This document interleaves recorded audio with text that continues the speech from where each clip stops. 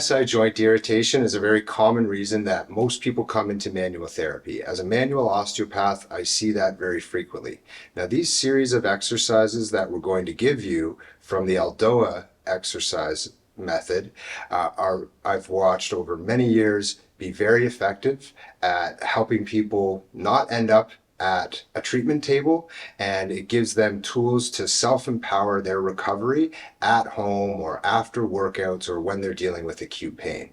So the types of symptoms of pain to look out for is if you start to feel pain that radiates across your buttocks and begins to radiate down the legs, a sensation of buckling or weakness in your legs, like they're almost shaking as you're trying to stand up, and especially important is if the pain you're getting in your back and buttocks region is disturbing your sleep. Those are some of the key highlights for SI joint irritation. I'll indicate on Ryan, my client here, that region as well, so you're not just seeing this anatomical model. So on his back here, and as for any person, your SI joints start right at the crest of your hips here, and they follow these dimples right down to the base of your buttocks. So if you start to feel, again, like we talked about, pain that radiates across, pain where it's difficult from getting up from sitting to standing, because just go into a squatting motion if you would, Ryan. Say you're doing this motion and trying to sit into a chair and you're standing back up, and you can stand back up. When we have pain or rigidity in these muscles, it limits the small movements of the bones here. And now we're going to address a series of exercises that are going to stretch out those muscles, strengthen them, and bring back balance to these joint surfaces so that a lot of your acts of daily living and the acts that you want to be able to do for your recreational activities become accessible again. The exercises now to help reduce your SI joint irritation to provide you better mobility. The first one we identify as calling SI joint exercise 1. So as you see on Ryan here, he's laying flat onto the wall about 7 to 10 inches away with his knees bent and his feet flat. And we'll bring your feet a little bit wider apart so that you're about your hip distance. And what will be important for you for your home practice is lining up from your knees to those bony points on the front of your hips through your ankles, so that the alignment of the leg then falls within the space of the width of your pelvis or your hips. This is what will help to set the bones and joints into an equal alignment so that we can start to stretch the muscles that connect down from the lower back into the hips and begin to start to stretch and strengthen the muscles that connect across the lower back. The next step you'll do when you're setting up your Aldoa exercise is now extend your arms on up to the ceiling. Have your palms positioned up to the ceiling and your fingertips turned to the sides of the room. Now, when we set up these two angles, it allows us to create a pulling force, and then with how we set up the legs, it creates a fixed point so that we can begin to elongate and stretch and help to heal everything. So begin to extend your arms back to almost right beside you. Hang on right there. Now, once you're in this position, the next thing you want to do is begin to flatten your lower back to your mat or to your table. Tuck your chin as much as you can so that the spine starts to elongate. This is, again, very important for helping you recover. And now, the next stage we'll do here is just collapse the knees towards each other. Now, when we do that action as dropping the knees, it creates a small little bit of separation at the SI joints. And now, once you have this all set up, you're going to now hold for about 90 seconds. Big inhales, big exhales. Another subtle and important point is the pressure you place with your feet against the wall. And Ryan, just pushing ever so slightly, good. And you can notice how that helps to create more tension and stretch throughout the whole of the exercise. Yeah. Now, for an individual that's dealing with acute or chronic pain, like you'll feel the intensities of this exercise right away. But your best thing is just to breathe as deeply as you can, holding it for initially about 90 seconds, be a little bit briefer for the sake of this video. Good. And now we'll very slowly start to take apart this exercise. And you'll start to relax your arms, Ryan, and relax your feet.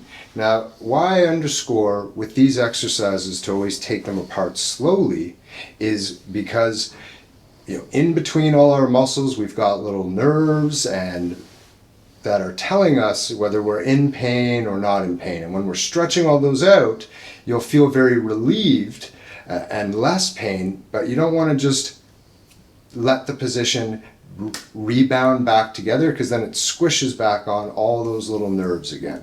So move slow and move methodical.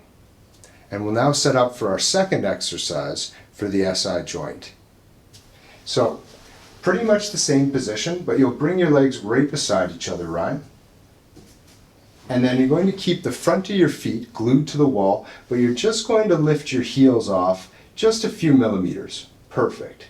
And that little action, what it does is draws the pelvis down and away from the lower back, exposing some really important muscles that are often associated with SI joint irritation and pain.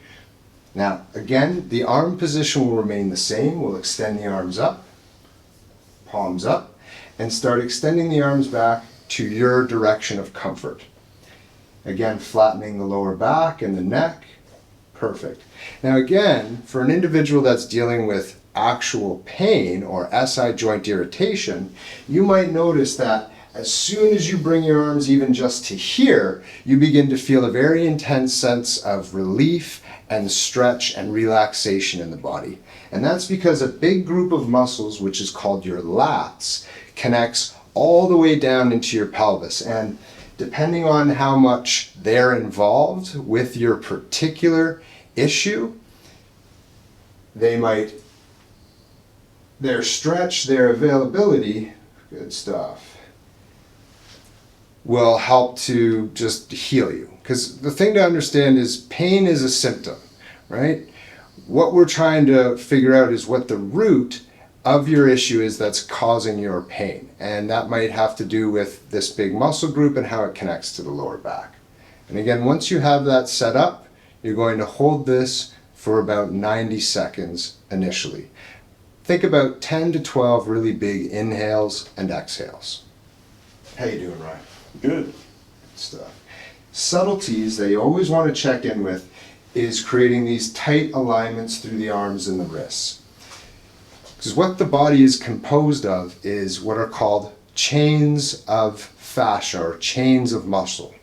And the more specific you are with the position, the better it winds up those chains and helps to separate and ease what's causing you pain. Good stuff. Raise those heels just a little bit more. Good.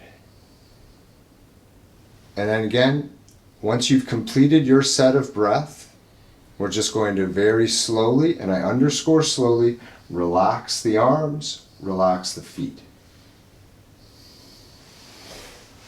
And we'll set up for our third exercise for our SI joint region. Feet will remain just about in the same place. Arms will extend back up. This time the opposite to what we did, where the heels will stay connected to the wall, but the front of the feet will pull off the wall, and we'll extend the arms back. Good. Again, flattening the spine, tucking the chin. 10 deep breaths will be here. Everything remains the same. Every particular that we've spoken to, keep scanning your body as you're doing these exercises. Good stuff. And the reason we do this particular position with the feet is it has a lot to do with just balancing out between the calves and the shin muscles, and they're a very important shock absorber for how the sacroiliac joint transmits weight through the spine and down to the legs. And again, basically you want to hold for about 90 seconds for your first repetition, 10 to 12 breaths. And then we'll very slowly again start to relax the arms, relax the legs. And we'll set up for our final exercise for our SI joint irritation. You're going to bring your legs about as wide apart as your shoulder width apart. And that will be a relative thing for each person based on your body size.